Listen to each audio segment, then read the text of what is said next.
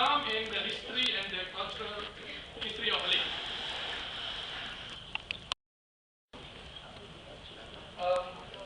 Me myself, I'm the campus coordinator of this NGO who uphold the Malayness or the Malay problem, that we handle the Malay problems across the country. So I've been doing this for 3 years since I was in first year. I've came a lot of, I come through a lot of things that I think worth sharing with all of you today. I believe for every nation or every races, there will be a turning point that really affect their way of life today. In all history of the third world countries especially, we have been colonized before, and this is the most important turning point that we should know, that we are once a colonized people. But the colonialism process, penjajahan, tidak berakhir. The process has not ended yet, because now we are being confronted by new form of colonialism called neo-colonialism. More or less, not like in physical sense, but in the sense of cultural thinking and other influential mediums. As you can see, we've been colonized in terms of our consumerism identity. We consume European products, American products, and you see these are the most biggest companies in the world, and the Fortune top 10, they are bigger than the African GDP, the continent itself. That's how powerful they are in the world today. So I would like to shift to the main idea of our discourse today. According to Martin Heidegger, this is the Nazi philosopher of Hitler. He said that when he tried to formulate the identity of being German and European, he said that the European and the must pick one starting point in their historical timeline to choose where to start to define themselves. He said that as a European and a German especially, they must go back to the earliest period of the Greek to say that this is our ancestors, and we begin from here to define our civilization, peradaban kita, ketamadunan kita. So this is what Martin Heidegger said. And if you go to Europe or America, or you go watch the movies, you see that in universities, all the architectures, the motto are all in Latin, or perhaps Roman, Greco-Roman kind of arts. So that's proof enough how they value their heritage. Well, we want to be great, we want to achieve 2020, we want to be one Malaysia and everything. That's, most of it is like we trying to create history. But to create history, we have to learn from history. That's why history is a very important subject. Not to pass our PMR and SPM only. So, what is Malay? How are we going to define the Malayness of our people, especially in Malaysia? So, according to this intellectual, the meaning of being Malay is being described in his book that I've shown just now. This book called Islām, Sejarah, dan Kebudayaan Melayu. This book was published as the monograph series of professorship lecture of UTM, the first professorship lecture that for UTM in 79, if I'm not mistaken. So this book for me create or give us the same impression like what Heidegger mentioned before. As you can see in the cover of the book, this is a chicken or rooster being designed by the intellectual himself. It means, with private discussion with the student, he said that this calligraphy, calligraphy, Islamic calligraphy, means that he tried to show that the Malay, once it embraced Islam,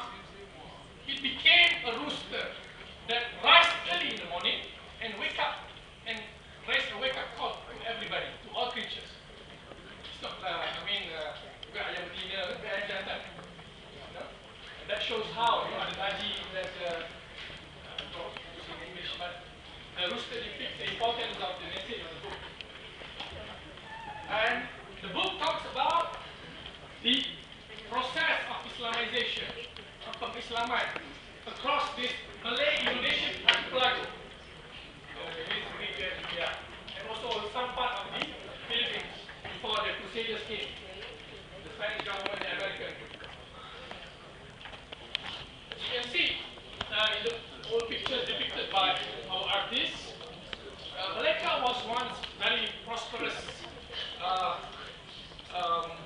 government or territory, and before Islam came, there, as we know in the history, the Malay was being influenced by Hinduism and Buddhism. But according to Prof. Al-Attas, the influence is not really big compared to what Islam had given to the Malay today.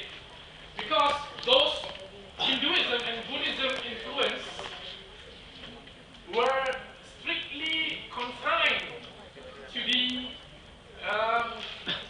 loyalty to the leaders or to the government, not to the common people. That's why we rarely heard any great achievement from about the Malay before they become Muslim. And if you read history book or history textbook in Form 1, Form 2, mistaken, you came across his name when he proposed the theory of Islamization. Some Orientalists said Islam came from China, some said from India, but he said that no, both might be correct, but the most correct one is Islam came from the original source itself, which is from the Arab, from Yemen especially, from Hadramaut. That's our ancestors. So the Malay received Islam not in superficial sense, but from the great source, which means the Sahaba, like what being propagated in China and other parts of the world, they have planned. They want to come here to this island and Islamize. They want to come here to this island and Islamize these people. So we are not really superficial Muslims, but we came from great tradition. So in this book, it explains the many concepts or ideas of Prof. Al-Attas. One of the most important ideas that he proposed is his ideas on history, or the philosophy of history, falsafah, persejarahan. When I read his book, he explained more, or he's using more of Ibn Khaldun's kind of philosophy, whereby he said that if you want to study history, you must look at the bigger picture. You must never look on the mini or the nitty-gritty details. You have to look the history of humankind in a bigger perspective. And for historian, to be a good historian, you must know various fields of knowledge. Not only collecting data and empirical manners, but you need to know theology, you need to know philosophy, you need to know religion. That makes a good historian. But our historian today in Malaysia especially are not trained in that kind of training. So there was a contested idea in today's MST, whereby Dr. Abraham refuted Professor Tuke Kim for being so dry and theoretical, theory in explaining the social condition and history of our country. So Prof. Al-Attas tried to give us a bigger perspective and a more subtle meaning of history for the Malay world. And he also talked about the Malay language. I would like to quote from his book. It's in Bahasa actually, but I translated in English. The narrative of language can be depicted as a thin veil in various colors that always be placed in the front view of the observers. Whether the observation is about the physical or a metaphysical world, therefore the color and the design, the characteristic and the shape of the world that being observed will be influenced by the thin veil of language.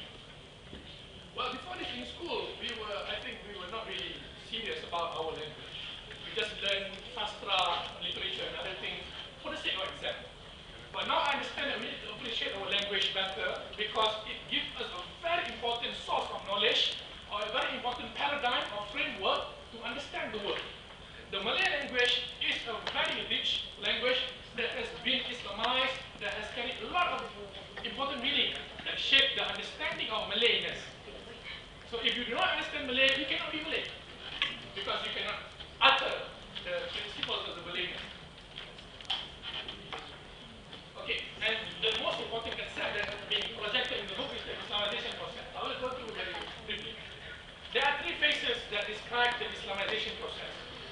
You know, the special thing about the process of Islamization in the Malay world, there has never been a war of religion between Buddhism and Islam. No. So Islam came here in very peaceful way. You know, that shows that Islam came through knowledge. Impossible for Malay, who being Buddhist or Hindu before, can embrace Islam like that. You know, just like that. There must be some dialectic process, debate and everything, discussion in peaceful manner. So in phase one, Prof. Al-Attas formulated that the phase can be described as the conversion of the body of the Malay.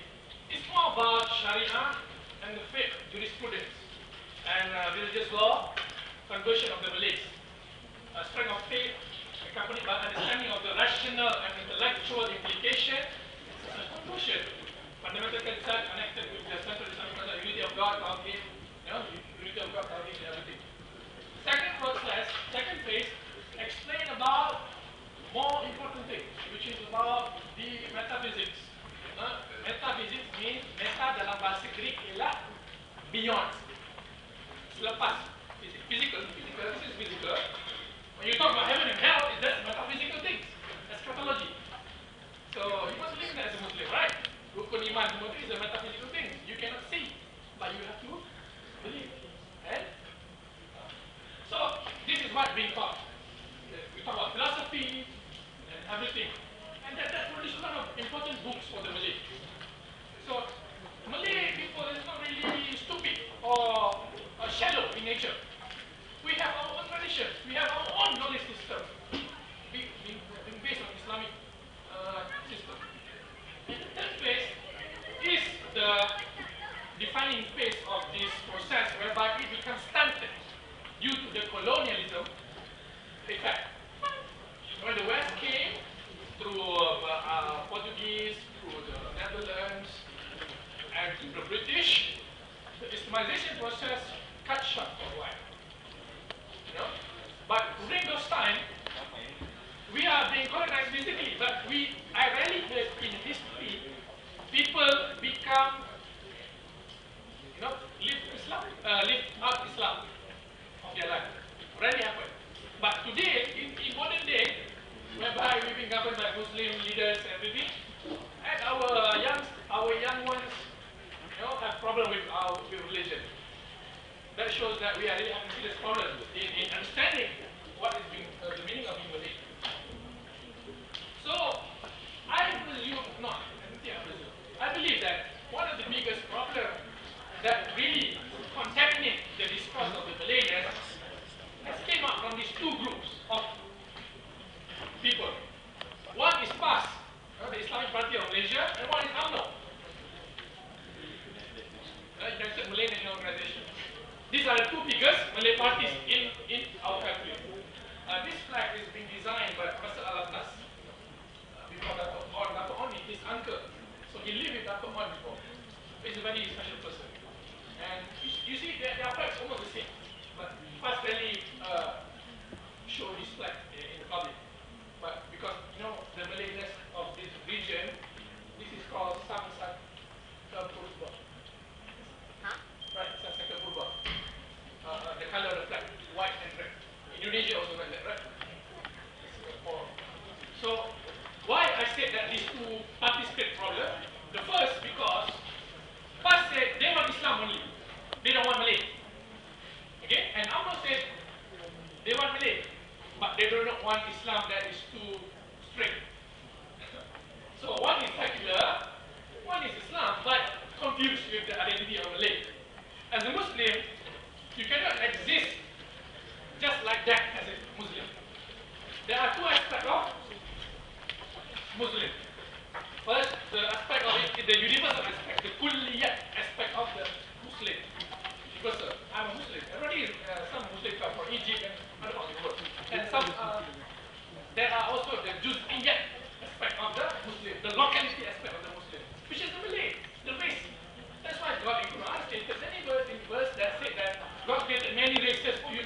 each other.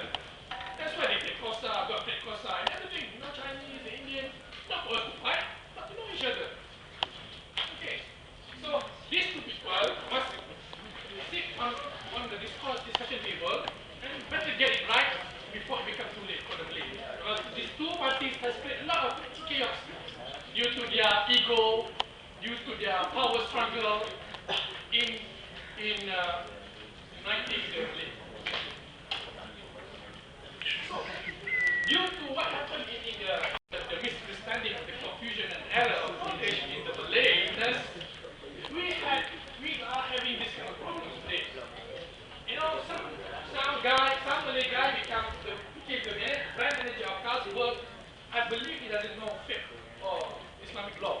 That you know, the Muslim cannot work in a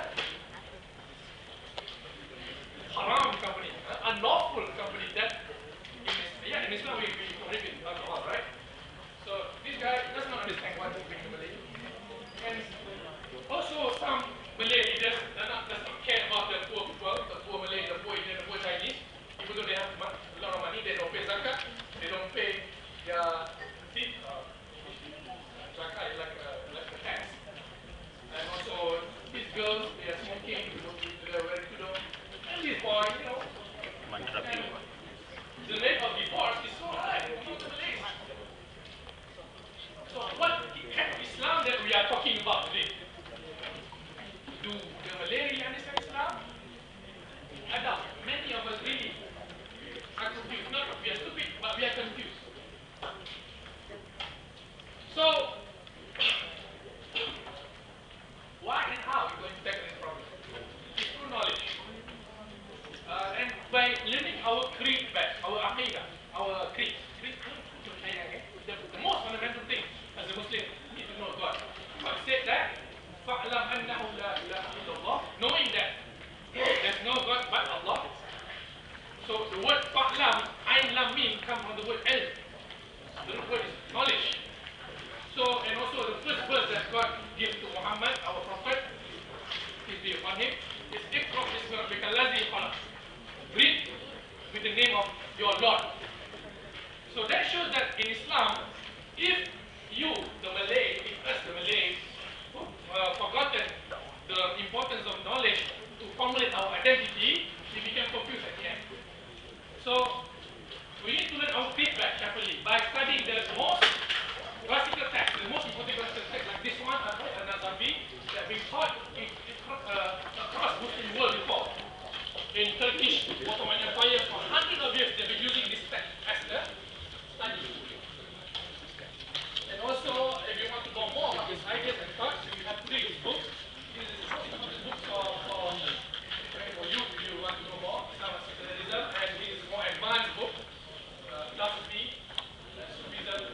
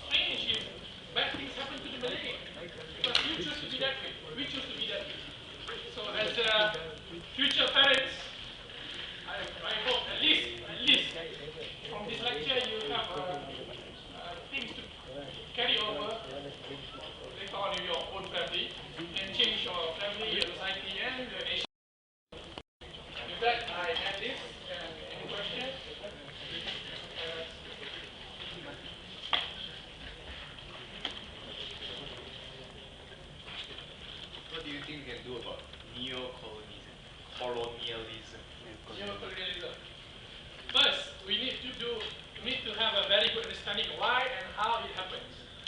We need to know the power structure of the neo-colonialists, how they use the word like globalization, development, modernization to trick us in order for us to accept their ideas, and we become their captive of this game. So what we can do is first we need to do selective delinking. Kita kena buat, kita kena tarik diri kita sikit-sikit daripada benda yang boleh ditarik. Okay, that means that we need, for example, in economy, at least in this UTP, ask the economic lecturer to stop teaching us using those American textbooks. Okay, that teaches about capitalism and other stuff. You know, you can read in my blog. There's an article called "The University and the Captive Mind," which I presented in the conference in UTP in February. I read about how the university become captive to the neo-colonialism. Kita dijajah dalam universiti, dalam kelas kita belajar engineering, kita dijajah. So I wrote about that paper in my blog. So that's my response to how we deal with this neo-colonialism. Because neo-colonialism actually the one that create havoc in third world countries, to the Chinese, to the Indians, you know, the poor Chinese, the poor Indians, the poor Malay, the poor Indonesian. This is being caused by this. Kita kena buat, kita kena tarik diri kita sikit-sikit daripada benda yang boleh ditarik. Okay, that means that we need, for example, in economy, at least in this UTP, ask the economic lecturer to stop teaching us using those American textbooks. Okay, that teaches about capitalism and other stuff. You know, you can read in my blog. There's an article called "The University and the Captive Mind," which I presented in the conference in UTP in February. I read about how the university become captive to the neo-colonialism. Kita dijajah dalam universiti, dalam kelas kita belajar engineering, kita dijajah. So I wrote about that paper in my blog. So that's my response to how we deal with this neo-colonialism. Because neo-colonialism actually the one that create havoc in third world countries, to the Chinese, to the Indians, you know, the poor Chinese, the poor Indians, the poor Malay, the poor Indonesian. This is being caused by this colonialists, neo-colonialists.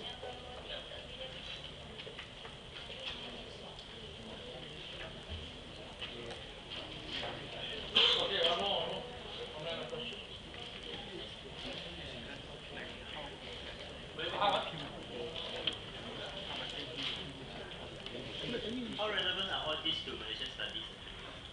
Well, as you can see, in Malaysia, the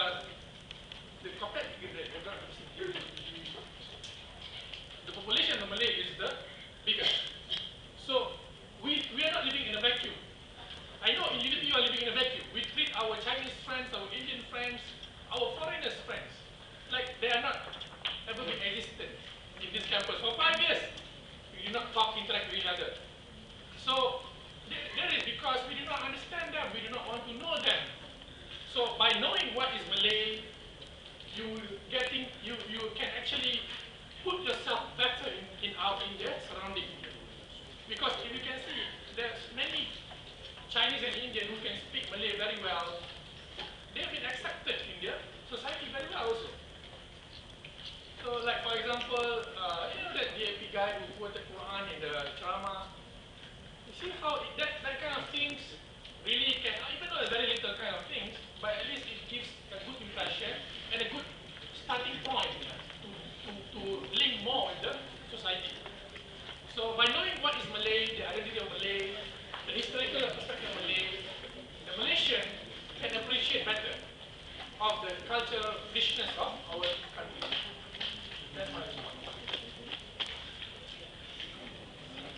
Yes. I enjoyed your presentation, but since you said you're also blogging, can you just tell me a bit on your blog? I'll check it. The difference between religion and politics. Okay, it's just a general question. Difference of religion and politics? Yeah. My blog has been written in Malay, so Oh. But there are some English articles. You can try to Google. All right. Well, I do not buy this democracy stuff that happened across all countries in the world. I believe it is not democracy, but a demagogy. Try to Waikiki. demagogy, D-E-M-A-G-O-G-Y. Because demagogy is a kind of democracy that actually do not practice the true democracy. It's just about power struggle, greed and wealth. There's no such thing as perfect democracy. Even in US, so-called Obama success, he's just a tool for those corporations. You know? So that's why in the world today, we need religion to become our guiding point in every kind of field in our life. Some of the European I met in conference, they said that, oh, we don't need religion. We had, the French especially, we have been living in this revolution, you know, religion oppressor, the church oppressor and everything. Yeah, it's true, but what happened when they lacked religion? World War II, how many people died? Millions. Why? Because of ideological battles in warfare. This is what happened when you lose up your religion, you know, due to secularization process and everything. So I believe in politics, we must have religion. We must put religion in its proper place. For Islam, for the Muslim, there's no separation between Caesar and Bible, right? I mean, there's no separation between religion and politics.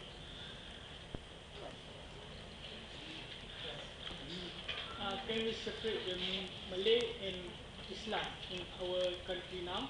And also, if we want to choose Malay and Islam, which one we must defend first?